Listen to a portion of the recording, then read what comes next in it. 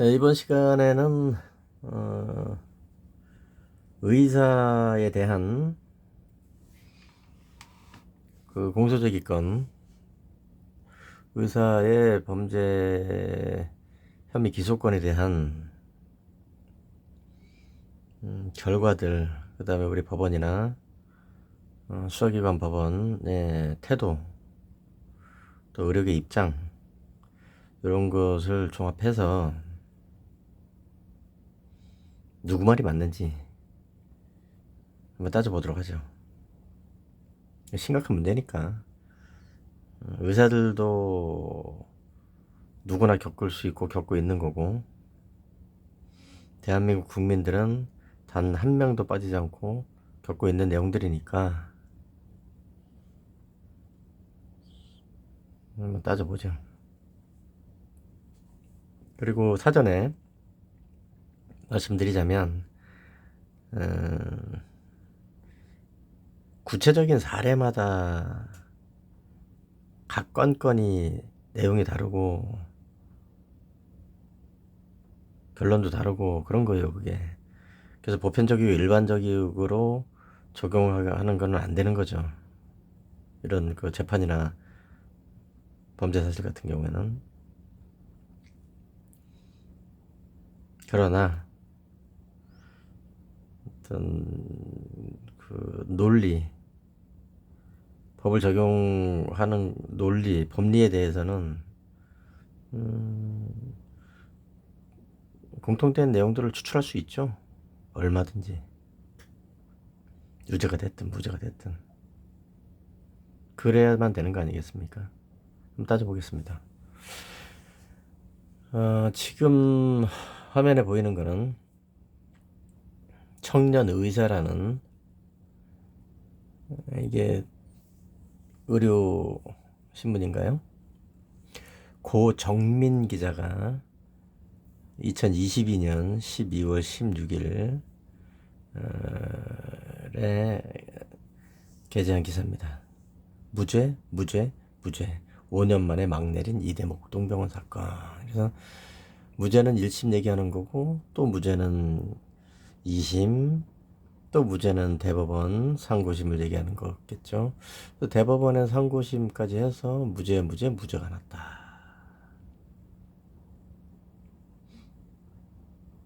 이거 2022년도 12월이니까 1년 6개월이 지났지만, 그리고 2022년 12월 당시까지 무려 5년이 지난 거죠.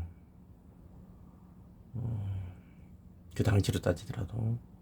지금으로 따지면 어떻습니까? 7년 지난 거죠. 그래도 이 사건은 매우 중요하고 따져볼 점이 많은 사건이에요. 내용은 뭡니까? 2017년 12월에 이대 목동병원 신생아 중환자실, 신생아인데 중환자인 아이들, 신생아인데 중환자인 이런 그 환자들이 4명이 같은 날 사망을 해버린 거죠. 갑자기 사망한 거지. 4명이. 그래서 요거에 대해서 문재인 정권 때였는데 뭐 난리가 났었죠. 갑자기 애가 4시 죽었으니까 같은 날. 아무리 중환자실이라 하더라도 같은 날 4명이, 그것도 사망한 원인이 같다는 거죠. 오호. 그래서 난리가 났었죠. 그래서 뭐 간호사 구속되고 의사 구속되고 난리 구실 폈죠. 문재인이도 뭐 철저히 수사를 하라 그랬나 어쨌나 난리를 뽀개고 했었죠. 그런데 1심, 2심, 3심에서 일관되게 무죄 판결이 났다. 자, 여기에 쟁점은 뭐였냐면은 주사를 놨다는 거죠. 약제를 주사로 투여를 했다. 사망한 아이들이 있다. 그런데 그 주사 투여받은 애들 중에서 다른 아이들한테도 그 주사 약제를 투여를 한 거고 4명이 사망을 했다는 거죠. 그래서 검찰에서는 수사를 거쳐서 국과수부터 해서 부검도 하고 또 난리를 했죠. 그래서 그 약제가 오염됐다. 그 주사약을 병에 들어있지 않습니까? 그걸 나누어 가지고서 투여를 했다는 거죠. 한 번에 한 아이한테만 놓은 게 아니고 약을 나눠 가지고 투여를 했다. 나눠서. 그 과정에서 오염이 일어났다. 는 혐의로 해서 업무상 과실치사로 온 거죠. 의료 업무를 수행을 하면서 과실로 사망에 이르했다. 이런 거죠. 그런데 대법원에서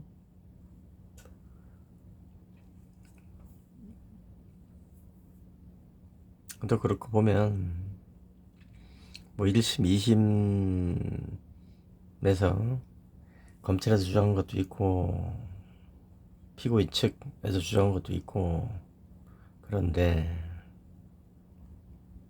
자 봅시다.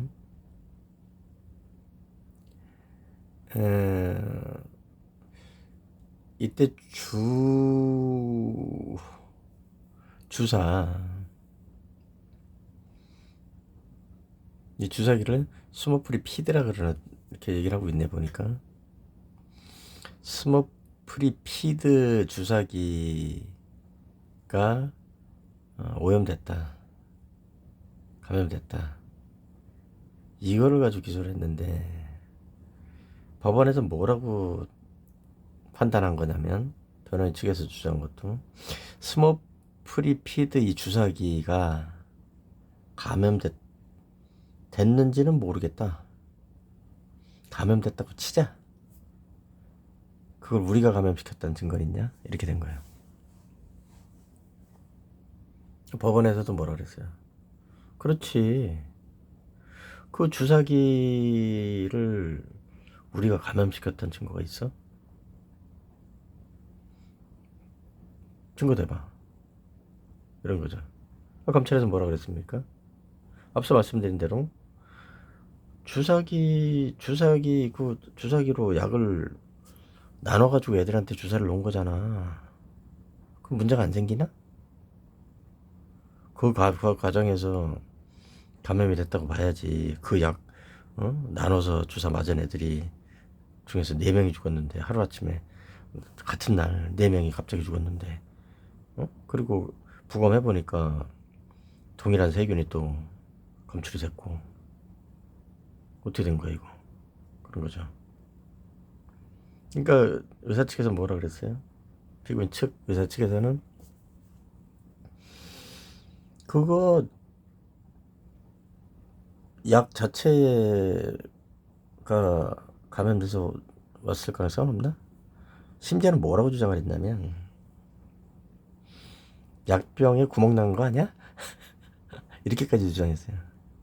약병에 응? 미세한 구멍이 있을 수도 있지. 이렇게 주장한 거죠. 여러분, 고무 같은 경우에는요, 물이 흐르지 않더라도 통과할 수 있어요.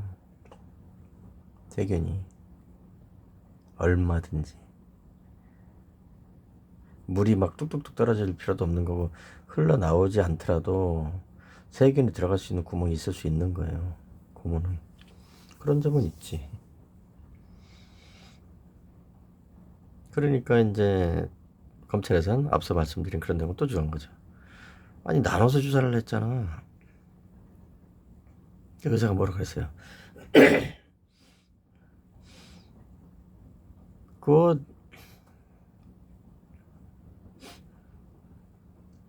코로나19 약도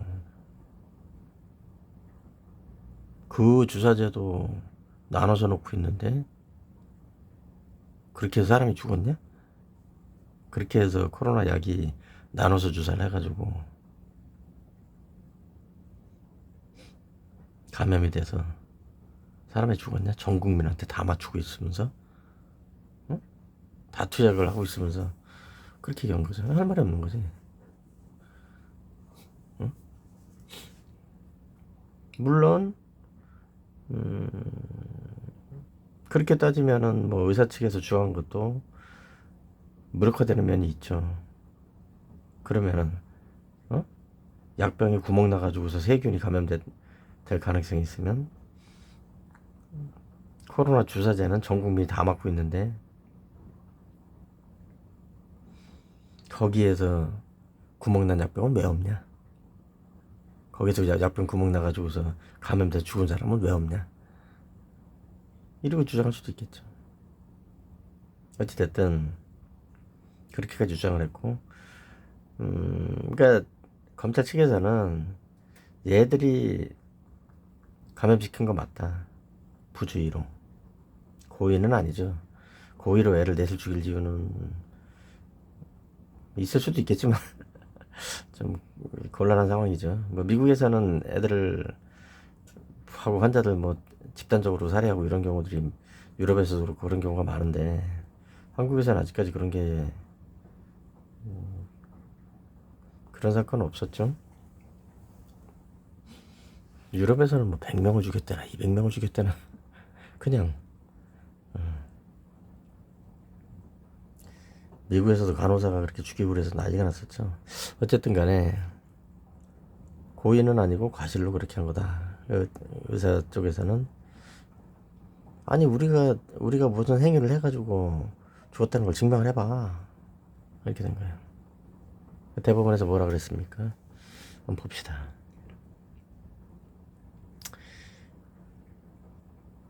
주사기뿐만 아니라 약제 그 약까지 해가지고 그게 어떻게 되는지 한번 따져보자 이렇게 된 거죠. 아 그리고 이거 관련해 가지고 한 가지 또 뭐가 있습니까? 문재인 정권 때 그 K 방역 이래가지고 또 신기술 이래가지고 박영선이가 중소기업부 장관을 할 때 주사기를 특수하게 만들어가지고 한 방울에 10분의 1까지 뽑아서 쓸 수 있는 약재를 그대로 다 100% 다 주입할 수 있는 주사기를 만들었다. 이래가지고 박영선이가 K 주사기 어쩌고 난리를 했었죠. 그때. 그래서 제가 그 당시에 K 주사기 어쩌고 떠들 때 저 박영선이 저거 닭대가리를 좀 말을 그렇게 정확하게 하면 안 되는데 너무 정확하면 이제 듣는 사람이 기분 나쁠 수도 있잖아요, 그죠? 아니, 닭대가리인데 닭대가리라 그러면 그 얼마나 기분 나쁘겠어요. 그래도 사실을 그땐 좀 얘기를 하고 하는 게 습관이 돼 있었기 때문에 저는 김영선이가 그 당시에 이제 저 닭대가리라 그랬는데 아니 주사기 주사 나 어이가 없어서 약이잖아요. 약을 갖다 주사기로 해가지고 한 방울에 뭐 100분의 1, 1000분의 1까지 해가지고 정확히 다 투여를 한다? 그게 무슨 의미가 있어? 약을 나눠 쓰겠다는 거예요? 그러면 안 되지. 그거 안 되는 거예요. 그럼 되겠어요? 약인데? 그럼 주사기는 어떻게 돼요? 주사기는 한 번 쓰고 버리게 돼 있죠.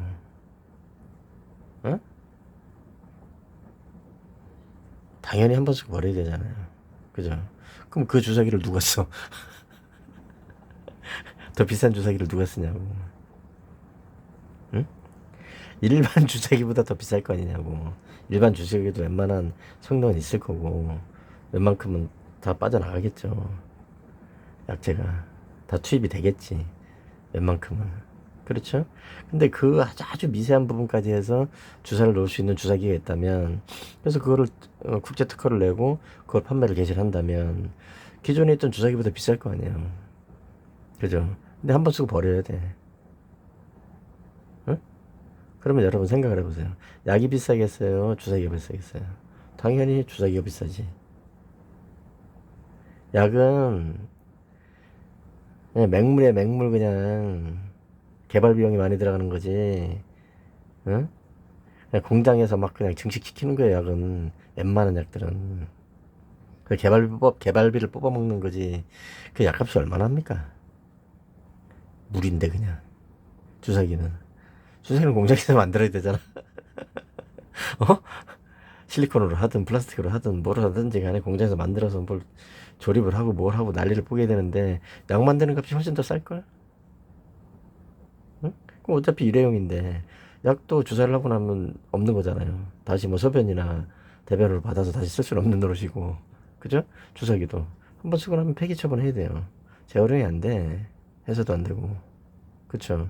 그럼 더 비싸지는데 누가 써 그걸? 약을 안 나눠 쓰면 되지. 그쵸? 약이 남지 않도록 쓰면 되지. 응? 어차피 이것도 폐기 저것도 폐기인데 그걸 가지고 박영선이가, 응? 그 지금 또 국회의원 됐나 보더라고. 뭐 나라가 뭐 개판이에요. 어차피 유권자 입장에서 찍을 사람이 없으니까 또 찍어줬나 본데, 투표는 뭐 오질나게 하고 다녀요. 유권자들 투표해야지. 응. 대한민국 국민들이 원하는 건 투표용지에 있는 사람들이 아니에요. 어? 그러니까 이런 희한한 결과들이 수시로 나타나는 건데, 어찌됐든 그랬었잖아요. 약을 나눠서 주입할 거야? 그래. 약을 아끼기 위해서 극간약? 이런 문제가 생기는 거죠. 병원에서 약을 나눠 쓴 거지. 한 병에 들어있는 걸 요만큼 뽑아서 주사를 하고, 그리고 주사기는 버리고 또 다른 걸 꼽아서 주사를 하고, 이렇게 되는 거죠. 근데 이것도 문제가 있어요. 예. 그날 쓴 그날 약을 나눠서 주입을 하면서, 음, 그 약을 마지막 병까지 조그만 앰플 상태, 그 형태였겠지만, 그죠? 그 조그만 그 약병에 있는 맨 마지막 약병의 약까지 다 쓸까? 안 쓸걸? 남았다 그러면 내버려둘 수도 있죠. 그렇게 하면 안 되는데. 모든 죽음은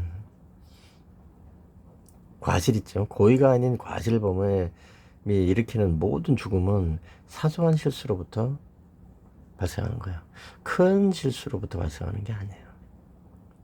근데 그 사소한 실수라는 게 가만히 보면 엄청나게 큰 실수인 거죠.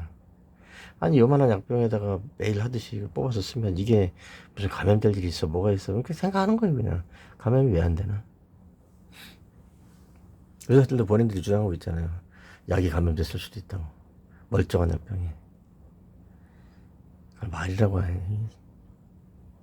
약병이 감염되지 않는다는 얘기가 아니고 불량률이 있을 수 있죠. 얼마든지 약도. 그렇죠?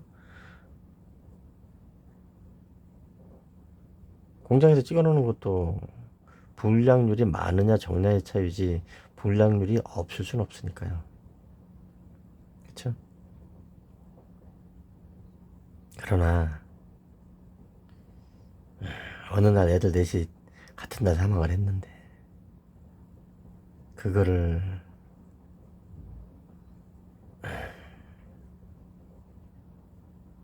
어찌됐든 대법원 그 1심 2심 대법원에서 뭐라 그랬습니까? 이 약이 주사기에서 감염됐다, 주사기를 가지고 구멍을 뻥 뚫어서 조금 소분이라 그래. 분리해가지고, 소분이 아니지. 분리해가지고 조금만 뽑아서 주사 놓고, 또 조금만 뽑아서 주사 놓고, 또 조금 이래가지고서 그 과정에서 감염이 됐다거나, 맨 마지막 약병을, 좀 뒀다가 그걸 가지고 썼다거나, 이 아이들한테. 그러한 행위로, 약이 감염됐다거나, 주사기가 감염됐다거나, 그러에 대한 증명이 없다는 거죠.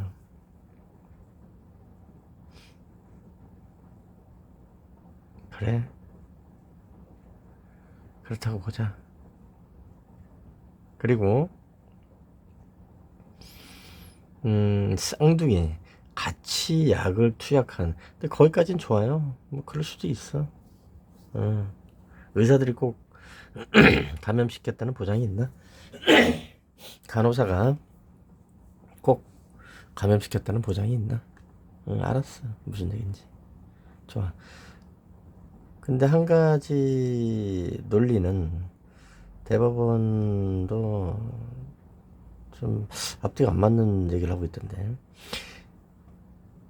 이 약을 주사를 같은 날 같이 맞았던 쌍둥이 아이들이 둘이 있었죠. 쌍둥이 아이가 있었는데 얘네들은 아무렇지도 않은 거예요. 다른 애들 4명은 사망을 했는데. 그 점에 대해서 대법원에서 지적을 하고 있죠. 예. 얘네들은 왜 안 죽었냐, 이거지. 얘네들은 왜 안 죽었냐. 똑같이 뭐 이렇게 약이 감염돼가지고 사망했다면 얘는 왜 안 죽었냐. 검찰에서 뭐라 그랬어요? 얘들은 저항력이 있기 때문에 면역력이, 이 사망한 아이들보다 면역력이 더 있는 상태이기 때문에 사망하지 않고 산 걸라고 봐야 되지 않겠냐, 이렇게 주장을 했단 말이에요. 그랬더니 대법원에서 뭐라 그랬어요? 또 변호인 측에서 뭐라 그랬어요? 의사 측에서 걔네들은 사망한 애들보다 더 어려요. 한참 더 어려요. 미숙아예요. 아주 미숙아로 해서 아주 어린 애들이에요. 더 출생일이 짧은 애들이에요. 근데 어떻게 면역력이 더 좋아요? 앞뒤가 안 맞죠? 이렇게 주장하는 거예요. 그때 대법원에서 그걸 또 채택하는 거죠. 아이들이 사망한 애들보다 더 어리고, 응? 신체 조건이 더 좋지 않았는데도 생존했는데, 그러면 면역력이 더 좋아서 살았다는 게, 그거는 받아들이기 어렵다, 이렇게 얘기하는 거죠, 대법원에서. 근데 대법원은 이게 헛소리죠. 그거는 무식해서 그런 거지. 무식해서 그런 거예요, 대법원에서. 그리고 의사 측에서는 알고 있었겠죠. 예. 면역력이라는 것은, 응? 뭐 출생한 지 얼마 되지 않았, 출생하면서 면역력이 더 커지는 것도 아니고, 에? 면역력이라는 것은 그야말로 고유한 거기 때문에 출생하면서부터, 응? 갖고 태어나는 그 면역력은 다 다르잖아요, 사람마다. 그렇죠? 근데 출생한 그 시간이 길다 짧다 그것만 가지고, 응? 뭐 신체 상태가 처음에 입원할 때 좋았네 말았네 그것만 가지고 면역력하고 신체 상태는 그건 또 달라요. 완전히 다른 얘기예요. 신체적으로 어떤 질병이 있다면 그 질병이 일시적인 걸 수도 있고, 어떤 그 장기라든가 이 기능의 특정 부분에 문제가 생긴 걸 수 있는 거지, 면역력은 총체적인 얘기예요. 자, 물리적인 걸로 한번 생각을 해봅시다. 어떤 절단장애가 있어. 팔이나 다리가 절단됐다. 그러면 그 사람이, 그 환자가 면역력이 없는 환자예요? 그럴 리는 없잖아요. 그럼 뭐 어떤 뭐 질병에 걸렸어요. 그럼 그 환자가 면역력이 완전 없는 환자예요? 그렇게 총체적으로 따질 게 아니라니까. 면역력이 엄청 강할 수도 있어요. 그거는.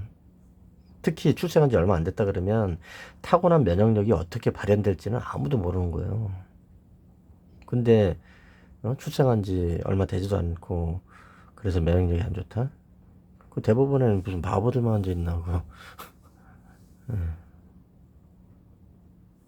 그런 쓸데없는 얘기는 할 필요 없는 거죠. 그거는.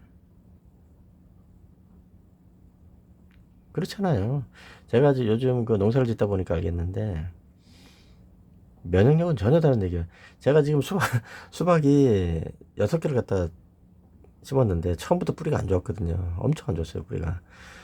그래서 제가 영상을 올려놨지 않습니까? 근데 뿌리를 이렇게 그 중에서 하나는 제가 좀 빼버렸어요.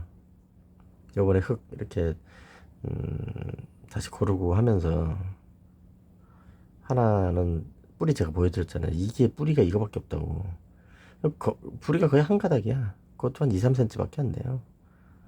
아이고, 이거를 내가, 그러고서 그렇게 노출시켰기 때문에 죽을 거라고 생각을 했거든요.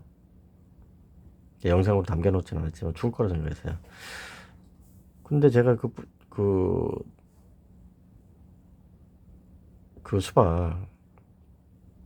수박 모종을 이렇게 뽑아 놓은 거, 그걸 옆에다 던져 놓고, 비가 안 왔으니까 좀 건조했죠. 말랐죠. 한두 시간 됐으니까. 그러고선 작업을 했단 말이에요. 스티로폼 잘라내고, 흙 갖다 고르고, 섞고, 뭐, 영상 찍고, 뭐, 다 했단 말이에요. 근데 이렇게 봤더니, 수박 줄기는 무지하게 딱딱합니다. 다른 거는 좀 말랑말랑하다 그래야 되나? 그런 느낌인데, 이 수박 줄기는, 와, 엄청나게 딱딱해요. 보겠어요. 양분이 부족해서 수박이 저지경이 된 게 아니란 말이에요. 도리어 그 소똥, 응? 소똥으로 만든 그 퇴비가 삭혀지지도 않은 거를 갖다가 놓고 뭐 이렇게 여러 가지 물이 너무 과다하게 들어가고 빠져나가지 않고 거기 담겨져 있고 뭐 이런 문제들 때문에 뿌리가 제대로 뻗지 못했던 거거든요. 그리고 이제 마그네슘의 흡착을 방해하는 그런 성분들도 많고 그 영양분이에요. 영양분끼리 서로 또 알력이 있고 그러니까. 그래서 어쨌든 작업을 다 하고 난 다음에 봤더니 아, 이런 마음을 가지면 안 되는데, 아니 내가 농사 짓는 거지 무슨, 어? 비건도 식물은 그렇게 안 한다. 근데 이게 봤더니 좀 얘가 좀 애잔한 거예요.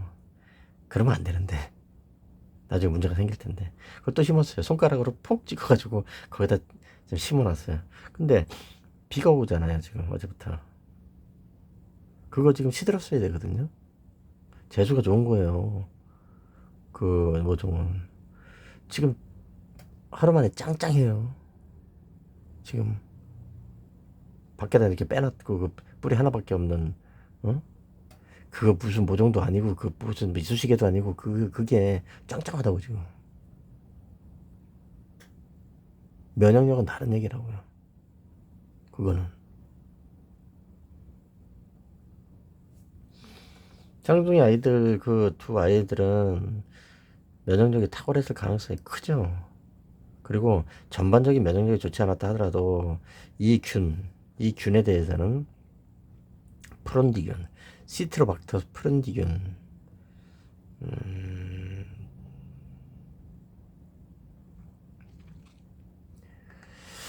이 균이 이라든가 뭐 관련된 것들에 대해서 거기에 대해서는 상당한 면역력을 가지고 있었을 수 있어요. 그거는 재판부가 주제넘은 짓을 한 거지.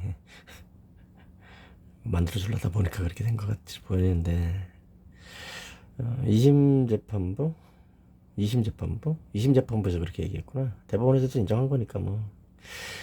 2심 재판부에서 모든 피해자 장조직이나 분변에서 검출된 시트로박터 푸른디균 유전자형이 혈액에서 확인된 시트로박터 푸른디균 유전자형과 일치했다. 피해자들 장에 침략했던 시트로박터 푸른디균이 장 점막을 뚫고 혈류로 들어가 폐혈증을 유발했을 가능성이 있다. 이게 무슨 얘기냐? 주사를 놓고 이렇게 아이들에 대한 의료적인 처치를 하는 과정에서 감염된 게 아니고, 아이들이 중환자실에 있는 애들이잖아요. 그러니까 아이들의 장 내에 이미 시트로박터 푸른디균이라는 이 균이 장에 이미 기생을 하고 있었다는 거죠. 그 기생하고 있던 균이 장을 뚫고 나와서 혈관으로 들어가서 폐혈증을 유발해서 4명의 아이들이 같은 날 사망한 가능성도 있다 이렇게 얘기한 거예요. 그러면서 뭐 금방 제가 한 얘기를 한 거예요. 재판부에서 검사는 생존한 하나가 피해자보다 면역력이 강해서 스스로 이겨냈고 주사기에 시트로박터 프론디균이 적게 들어가 비균질 오염이 일어날 수 있다고 주장했지만 생존한 화나는 다른 피해자보다 어린 생후 8일차였다. 태어난 지 8일밖에 안 됐다는 거예요. 이 쌍둥이 형제는. 피해자보다 면역력이 더 강했을지 의문이라는 거죠. 이 부분을 제가 지적한 거죠. 8일이든 뭐든 간에 엄마 뱃속에 있을 때도 틀려요. 전부 다 면역력이. 애들이. 어디 아프다 그래서 면역력이 없는 것도 아니라니까. 모르는 거예요, 그건. 그렇고 이 위에 장에 있는 균이 있었다. 그래? 장에 균이 있었다. 사망한 아이들의 사망한 유아들 넷다 장에 시트로박터 프론디균이 있었다. 혈관에서 장으로 갔을 때 어떻게 알아? 혈관에서 장으로 갔을 때 어떻게 하냐고. 가능성만으로 따지자면. 그렇잖아요. 혈관에서 장으로 갔을 때 어떻게 하냐고. 폐혈증이 오는 경우에는 장기 전체적으로 다 퍼집니다. 폐혈이 뭐예요? 피가 썩는 거예요. 세균이 혈액 안에서 세균이 썩어 문드러지는 거라고. 폐혈. 그러면 장기 같은 경우에는 특정 부위에 고정돼 있지만 혈액은 어때요? 몸에 안 가는 데가 없어요. 혈액이 몸에 안 가는 데가 있나요? 폐혈증이 일어나면 모든 장기에서 그 폐혈증을 유발한 세균이 다 검출될 수 있는 거예요. 그거는. 특히 사망하고 난 다음에 부검했을 때는. 사망했을 때는 그 폐혈증 때문에 장기가 멈춰버리고 사망을 한 거 아니에요. 피에 있는 그 세균이 완전히 썩어 문드러서 그렇게 됐으면 어느 장기에는 저는 검출이 안 됩니까? 그렇잖아요. 그러니까 혈액에서 문제가 생겨서 장에 스테로박터 프론디균이 장에서 검출되라고 봐야 그게 더 합리적인 거 아닌가? 그냥 그렇게 보이는데 장에 있는 프론디균이 장 점막을 뚫고 혈류로 들어간다고? 그거는 부검을 하면서 부검 내역이나 이런 거 잘 따져보면은 판단이 서지 않겠어요? 장 점막을 뚫고 아이들 4명이 한꺼번에? 수긍하기 어려운데? 같은 날? 같은 중환자실에 있던 아이들 4명이 똑같은 주사를 맞고 똑같이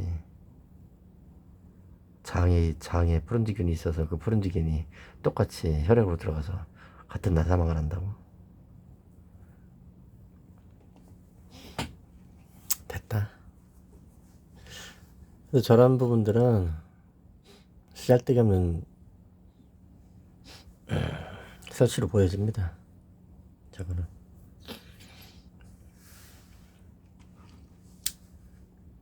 그래서 과실범이 어려운 거예요.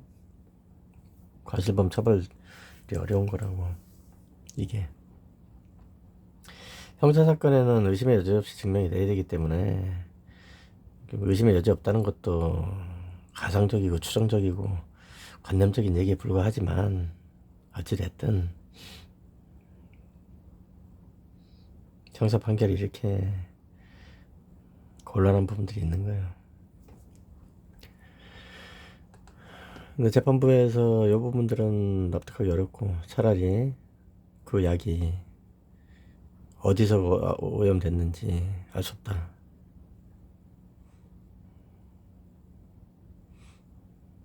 그게 그것만으로도 낫지 차라리. 그래서 무죄다. 뒤에 이거 지저분한 이런 얘기를 뭐들 합니까? 쓸데없이 앞뒤 안 맞는 얘기를 대법원에서 저짓거리하고 됐어요. 자, 그럼 어떻습니까? 의료인들 측에서는 어때요? 우리가 이겼다. 죄가 없다. 그것도 뭐라 그래요? 아니, 우리가 말이지 애들을 죽이고 싶어서 죽였겠어? 설령 실수가 있었다 한들, 어? 그럼 누가 의사를 하나? 이렇게 된 거죠. 그럼 누가 의사를 하는데? 그 실제로 이 소아과 의사들 집단 이탈하고 그런 게 막 있었죠. 이 사건 이후로 난리가 나가지고. 문재인이 나와. 문재인 나와 일로. 엄정하게 수사를 해서 뭐 어떻게 하라면서? 정권이 이렇게 무서운 겁니다, 여러분. 어? 정권이 이렇게 더럽고 끔찍하고 무서운 거예요. 무죄가 낫다 그래서 그런 게 아니고 뭡니까? 그냥 대통령이 정권에서 뭐라고 시부리면 개처럼 기는 거죠, 수사기관에서는. 그랬다 나중에 문제가 생기는 거예요. 지금 여기서 지적하고 있는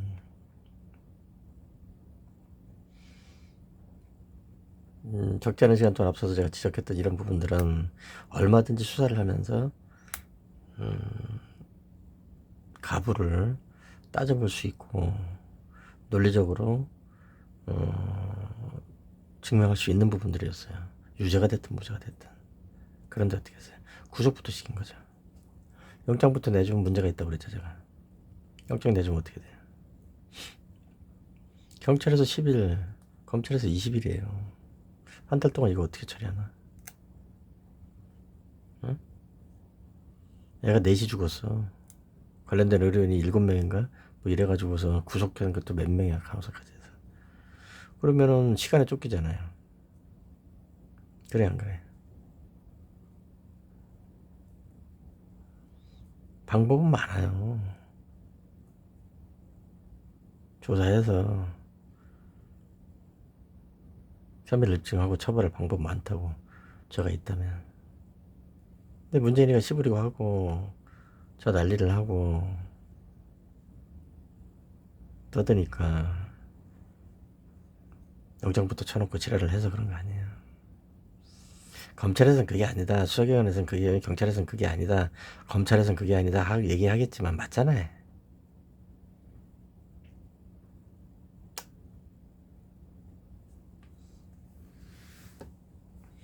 데려다가 조사를 하고 차분하게 하면은 그쪽에서 얘기를 했을 텐데 의사들도 변호사들도 지금 주장하는 거 주장 안 했겠어요? 그거에 대해서 보강수사가 필요하면 보강수사를 하든가 해서 논리적으로 좀 맞춰보든가 하지. 응? 구속기소를 하고 준비도 제대로 안 돼 있고 더 따져봐야 될 거 따져보지도 않고 이지랄이 된 거 아닙니까? 그러면은 보세요. 의사들 입장에서는 억울하다 그러잖아요. 간호사 의사들 억울하다 그러잖아요. 억울하게 구속돼가지고서 우리 피해봤다고. 그저 돈 물어줘야 돼요. 구속기간 동안. 하루에 17만 원인가? 돈 물어줘야지. 그리고 아이들 사망한 아이들 가족들은 어떻게 했어요? 한 아이당 최소한 10명이야. 죽을 때까지 가슴에 피멍 들고 살아가야 돼. 그 사람들은 또 어떡할까?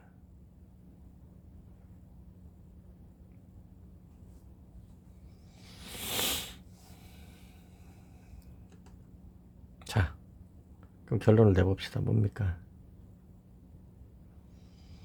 이도저도 됐고, 네. 각자 피해를 입지 마시라는 얘기네. 의사나 간호사들도 조심하고, 피해를 입은 환자나 가족들이 있다면 더 억울한 상황이 되지 않도록 직접 나서서 싸우는 수밖에 없어요. 자, 그러면 이 형사사건이 이렇게 됐고 민사는 어떻게 될까? 민사는 형사하고 전혀 다른 얘기라고 제가 말씀드렸죠. 이거 민사로 가면은 배상해주라고 하겠어요? 원래는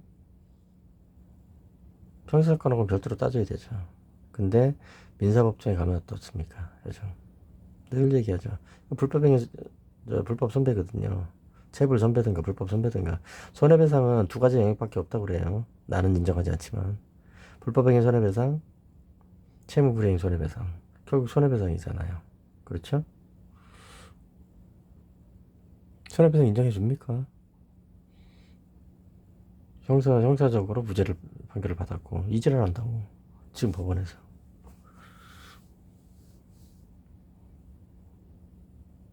아이들만 개죽음한 거죠. 결국은 살아보지도 못하고 얼마 살지도 못했어요. 애들 다 주관사실에서 어떻게 될지도 모르는 그런 운명이긴 했지만 어찌 됐든지 간에 같은 날 같은 방에서 아이들 넷이 사망을 했는데 얼마 살아보지도 못하고 그냥 먼지가 돼서 날아버린 거예요. 이게 미치는 거예요, 이거. 대한민국의 출산율이 왜 이렇게 적은 줄 압니까? 이런 것들 때문에 그래요. 이런 사건이 너무 많아. 의료 쪽뿐만이 아니고 늘 말씀드리잖아요. 이게 말도 안 되는 이런 거짓말 범죄들. 의사나 간호사, 이 사건의 의사 간호사들이 범죄를 저질렀다고 얘기를 하는 게 아니고 이게 지금 보세요. 앞뒤 안 맞는 얘기를 너무 아무렇지도 않게 한다고. 어느 쪽이든지 간에. 앞뒤 안 맞는 짓을 아무렇지도 않게 하는데 그런 것들이 제대로 따져지지 않고 인정돼 버리는 그런 세상이 되니까 문제가 되는 거예요. 근데 그렇게 해서 피해를 입은 피해자들이 너무 많아. 다 가슴에 멍이 져 있는 거예요. 이 사건도 보세요. 의사는 의사대로, 간호사는 간호사대로, 뭐 사망한 아이들은 말할 것도 없죠. 얼마 살아보지도 못하고 그냥 먼지처럼 살아졌는데 그거보다 슬픈 일이 없지. 그 아이들이 가장 큰 피해자 아니에요. 그리고 부모들 어째? 부모들 뿐이야. 그 부모의 부모들. 그 아이들의 또 형제 자매들이 있을 수도 있고. 어떻게 그건 영원히 계속 가는 거야. 그 사람 살아있는 동안 그냥 머물러 가는 거야. 해결이 안 돼.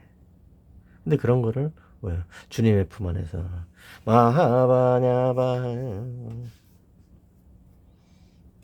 부처의 품 안에서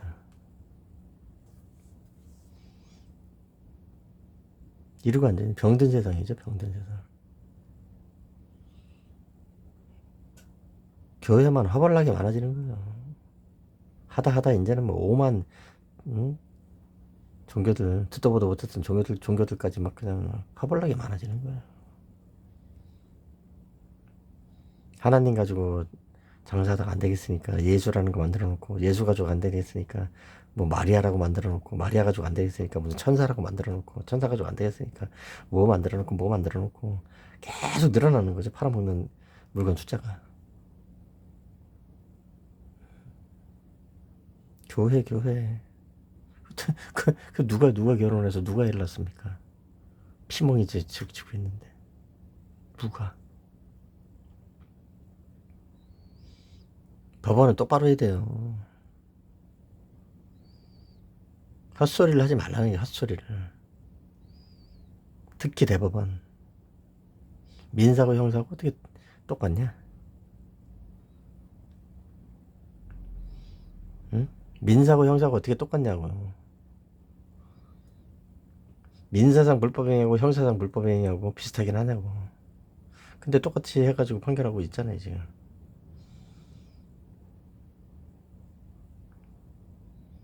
그거 누가 납득을 하겠어요. 아무리 대한민국 백성들이 국민들이 법을 모르고 무식한 천민 취급을 판사 새끼들이 하더라도 그 누가 주공하겠냐고. 판사들 본인들도 피해 볼 거예요. 이 짓거리로 인해서.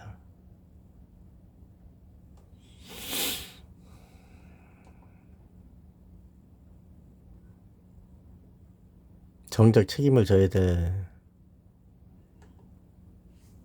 배후의 조직범죄자들은 실질 쫓겨다니면서 책이나 팔고 다니지. 블러드북. 이 사건은 여기까지 하고요. 지금 45분 지났는데 또 지금 뭐 보면 엄청난 사건들이 많아요. 뭐 무죄 사건, 이게 의사 무죄 이렇게 해서 구글에서 찾아보면 뭐 입원료 2만 원 진료 기록 꾸면서 탄핵다고 기소됐다. 이비인후과 의사가 알았고 2만 원. 이게 뭐 밑보인 게 있나?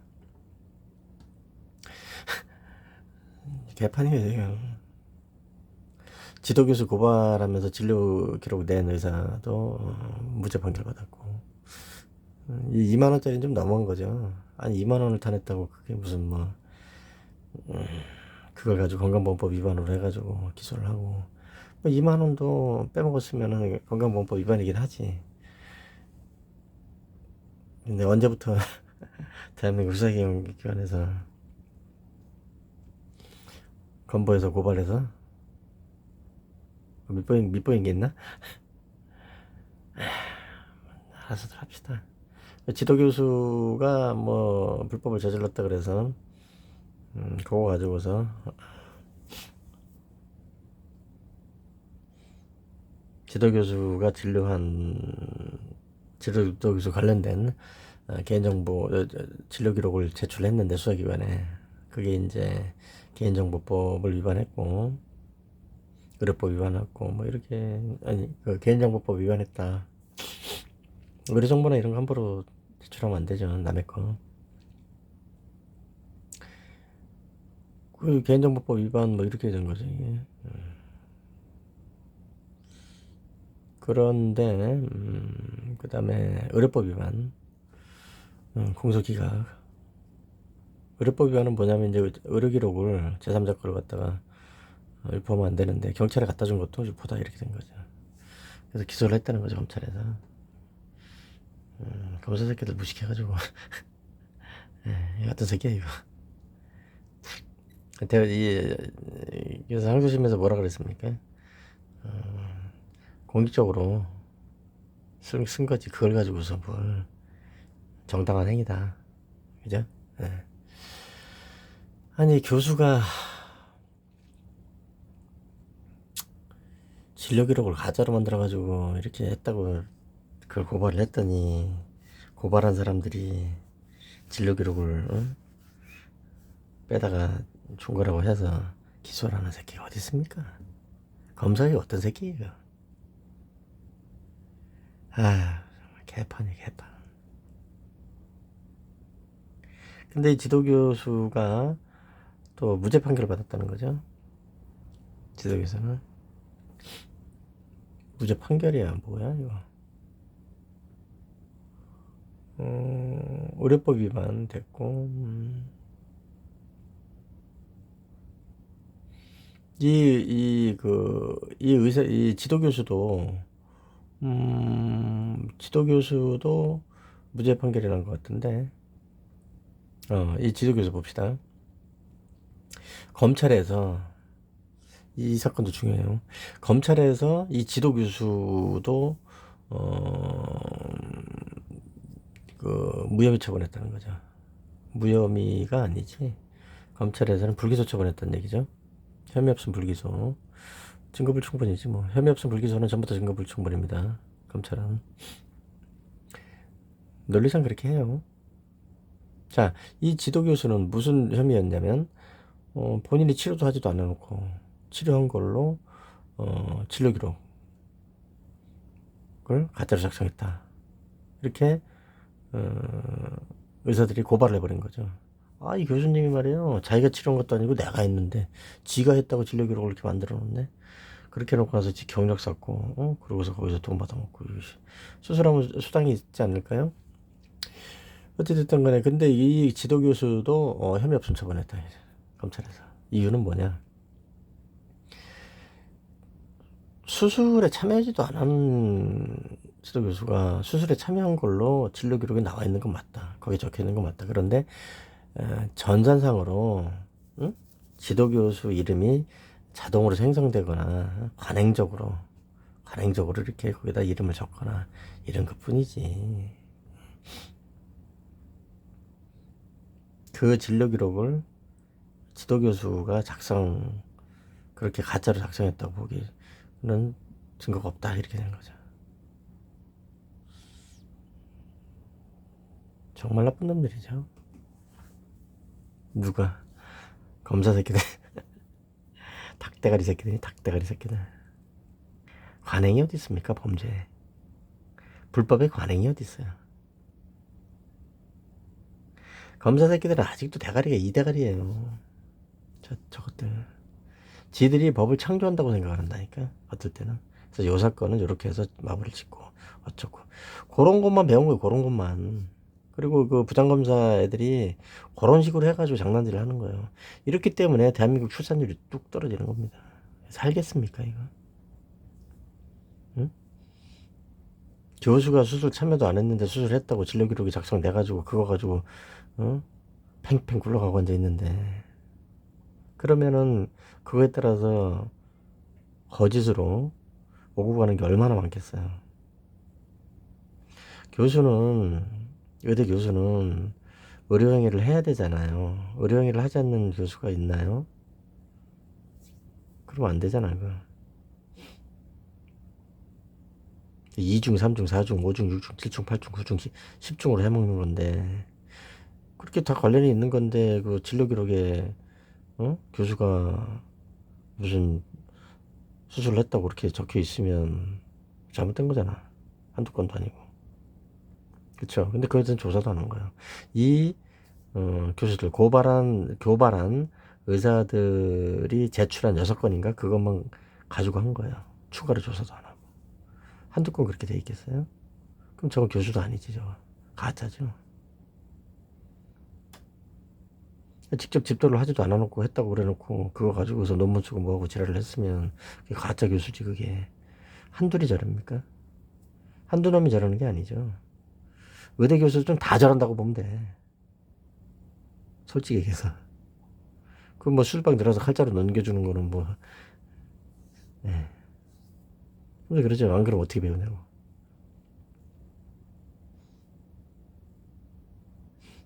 지도하에 수술하고 이러는 거를 배워야 되는 건 맞죠. 그럼 어느 날 갑자기 직접 수술할 수는 없잖아요. 의사들이. 조금씩 이제 수술에 참여해야 되는데, 칼자루 넘겨준다 그러니. 근데 그거를 규정이라든가 뭐 거기에 맞춰가지고 해야지.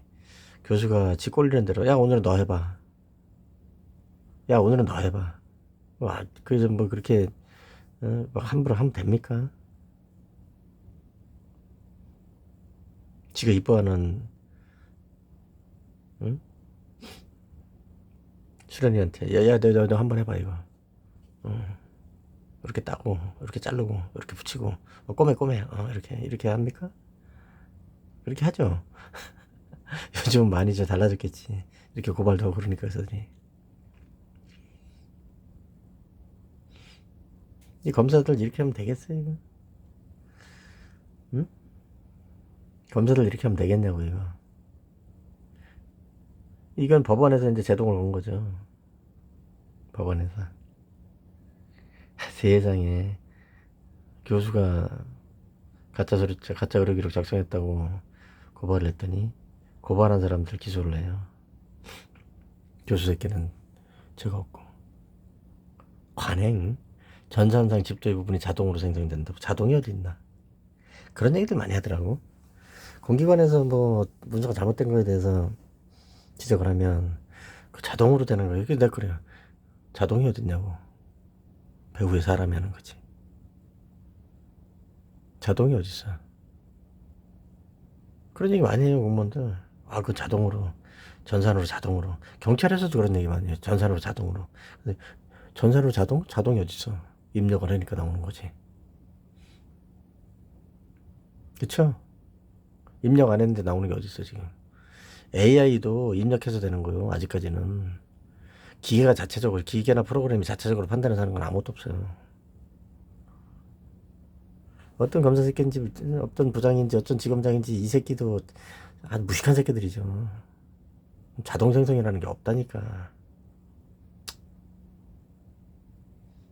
허위 사실에 대해서 공정, 응?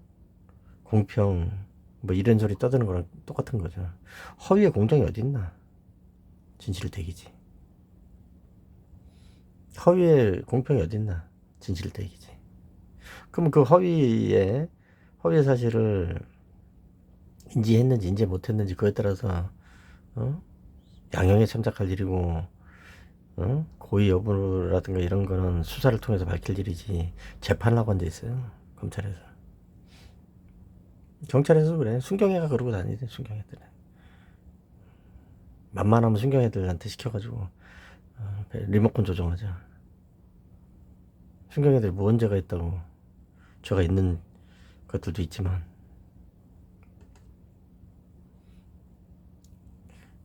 뭐 죄 지을 만한 것들을 또 갖다 박아놓고서 공작하는 거니까. 검찰도 그래요. 맨 막내들한테 곤란한 거 갖다 걔한테 배당해놓고 그러고 나서 리모컨 조정하는 거죠. 1000개 들어 100개 들어 이러고.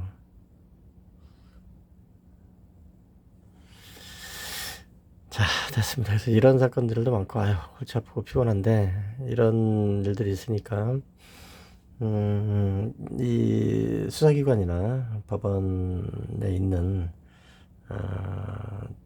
잘못된 판사나 검사나 경찰들로부터 피해를 입지 마시기 바랍니다, 여러분. 피해를 입지 않는 방법은 거의 없어요.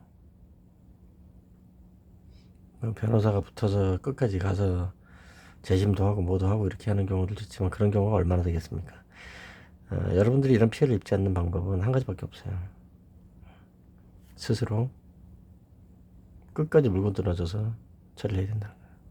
그러면은 회유를 하죠. 수사기관이나 특히 법원에 덜 익은 판사 새끼들이 회유를 합니다. 이게 사건이 이렇게 가서 되겠나.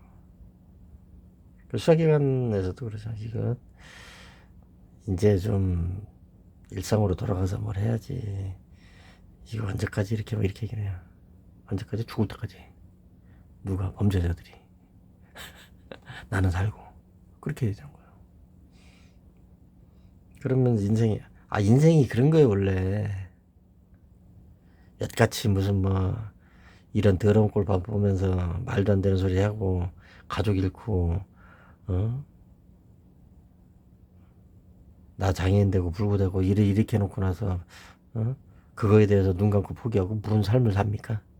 그게 사는 거예요, 그게? 그렇잖아요. 그게 뭐 사는 거예요, 그게? 조직 범죄자들은 숨통 따는 게 그게 삶의 이유로도 충분해요. 사람 함부로 건드리지 말아야지. 남의 인생을 요절냈으면 지들도 뒤져야 되는 거고. 그리고 그것도 말씀드리집니다만은 피해자들 입장에서는 그 범죄자들 잡아 조지고 세상 맑게 하는 거 그게 삶의 이유가 돼도 충분하다고. 그거 눈 감고 병신처럼 그러고 돌아다니면서 하루하루 연맹해서 무슨 의미가 있어요. 나중에 보면 죽을 때 땅을 치고 통곡을 하지 못하면 그것도 등신이에요. 내가 그렇게 못한 거에 대해서 자기 스스로 그렇게 못한 거에 대해서 나중에 후회도 안 하고 하루라도 더 살라고 벽에 똥칠을 하면서 그러고 앉아있으면 그것도 비참한 일이라고. 오늘은 여기까지 하겠습니다. 대법원. 그 대법관님이 민유숙 대법관이었죠. 민유숙 대법관님은 참 대단한 분인 것 같아요. 그 조그만 양반이 체구가 아주 작지만 단정하죠. 머리를 차 이렇게 허리까지 이렇게 쭉 길러가지고 딱 칠끔 묶고, 민주숙 대법관의 판결이나 대법원 판결을 요즘 본의 아니게 많이 접하고 있는데, 제 사건하고도 중첩되는 경우들이 많아가지고 그런 대법관들이 많이 나오기를 바랍니다. 짐승만도 못하는 이런 판결들, 이런 짓거리하는 수사기관 직원들이나 판사들 말고 민주숙 대법관 같은, 민주숙 대법관 님이 판결했던 판례 중에서 불법행위 손해배상 관련해가지고 대표적인 게 하나만 소개를 하자면, 은행에서 돈을 사기친 거죠. 돈을 빼먹어 버리지. 어? 아니, 돈을 예금을 받아놓고 빼먹으면 됩니까? 그거 사용시켜야지. 그래가지고 이제 돈 돌려달라고 소송이 붙었어요. 그랬더니 은행 측에서 뭐라 그랬어요? 소멸시효가 끝났다. 소멸시효가 완성됐다. 그러니까 대법원에서 민주숙 대법관이 그 재판에 참여했는데, 그 판결에 민주숙 대법관 재판부에서 뭐라 그랬어요? 그래서 은행 측, 니들이 이런 불법행위만 하지 않았으면, 그 불법행위는 단순히 돈 빼먹는 것만 얘기한 게 아니에요. 그 뒤로 그 은폐하려고 그러고 온갖 잡짓거리를 다 했단 말이야. 니들이 이런 짓거리만 하지 않았으면 소멸시효가 완성됐네 어쩐데 그런 얘기를 할 이유도 없었을 거라고. 이유 없다. 돈 물어줘. 이렇게 된 거야. 근데 대한민국에 99.9%의 판사들이 민주숙 대법관이 포함된 부에서 판결했던 이런 내용과는 정반대되는 그런 판결들을 하고 있죠. 소멸시효가 완성되었으므로 기각 이러고 있죠. 정말 개만도 못한 새끼들이죠. 남부지방법원에 민사 6단동에 있는 안홍준인가요? 법무부 광장에 있다가 전담법관으로 3명이 매년 뽑는데, 그 중에 한 명으로 해가지고 맨날 거기 앉아있는 안홍준,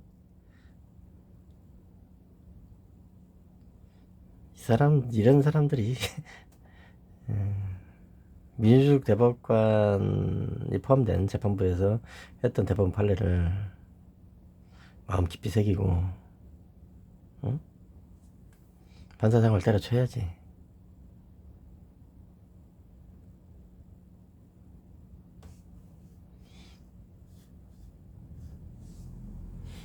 어디 그저 공개법정에서 소송 당사자 일방을 조롱하고 모욕하고 능멸하고 그 짓을 합니까? 그동안 뭐 했냐고. 너는 그동안 뭐 했는데? 어? 에휴. 그리고 이 전담법관 얘기가 나왔으니까 내가 잠깐 좀 할까. 전담법관이란 자체가 말이 안 되는 게, 이 안홍준이 같은 경우에도 판사 생활 2년을 못했어요. 1년 6개월인가 판사 생활 하다가 20년 동안 변호사질을 하다가 판사 지원을 한 거라고요. 그동안 계속 로펌만 돌아다닌 거예요.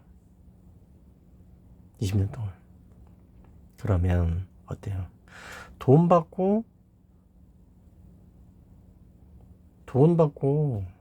변호사질하고 돌아다닌 거예요. 그 중에서 은행 관련된 건이 한두 건이겠어요? 응? 금융기관 관련된 게 한두 건이냐고. 그러면 이해상반 문제가 생기죠.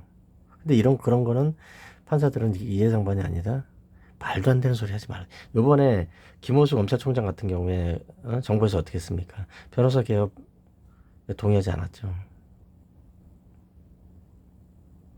응?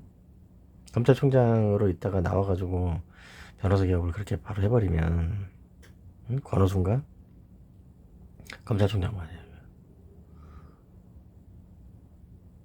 문재인 정권 때 검찰총장 노건호수가 지금 5년 됐으니까 내가 뭐 변호사 개업하겠다 뭐 이렇게 하니까 부동해 버렸다니까. 이해관계가 상반되거나 대립할 그런 사건들이 많이 있을 수 있기 때문에 못하겠다. 그럴 수 있는 거예요. 그건 대법관들이 나와가지고서 법원에서 나와가지고서 변호사지라고 그거 언제까지 그 짓을 합니까? 고법 부장판사가 어제는 부장판사였는데 오늘은 변호사지라고 앉아있고 그거 언제까지 그렇게 합니까?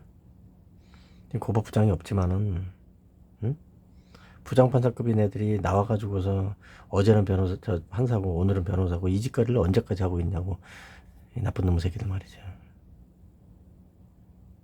근데 전담권 법관이라는 게 그게 지금 처음부터 말이 안 되는 거예요. 그거는 어제는 변호사 어제까지 20년 동안 변호사질을 했는데 오늘 어떻게 판사를 합니까? 에? 그런데 손도 못 대는 거죠. 전담법관인데 어디로 보낼 거야 이걸? 승진도 없는 거예요. 전담법관은 전담에서 그것만 해야 되는 거니까 소액재판부 가면 소액재판부에서 그냥 계속 하고 해야 되는 거예요. 그거는 그것도 권력이라고. 응? 그 짓을 하겠다고 판사 지원하는 사람들도 난 이해가 안 가지만은 권력질 하는 놈들이요. 제대로 하는 사람들은 판사로서 법조인으로서 자기가 판사 생활로 국민들한테 또 모든 사람들한테 이렇게 지가 옳게 이렇게 봉사한다는 그런 마음을 가지고 여생을 살 수도 있는 거겠죠. 근데 그렇지 못한 판사로 전담법관 들어온 애들은 왜 걔들은 한 가지밖에 없는 거예요. 권력질 해보고 싶은 거. 변호사질 20년 하다 보니까 판사질이 하고 싶었나 보지. 그렇게밖에 안 되는 거예요.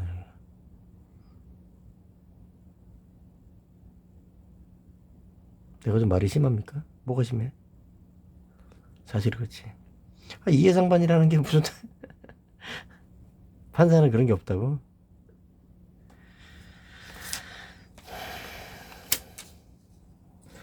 깜빵 갈 거야 니들. 여기까지 하겠습니다.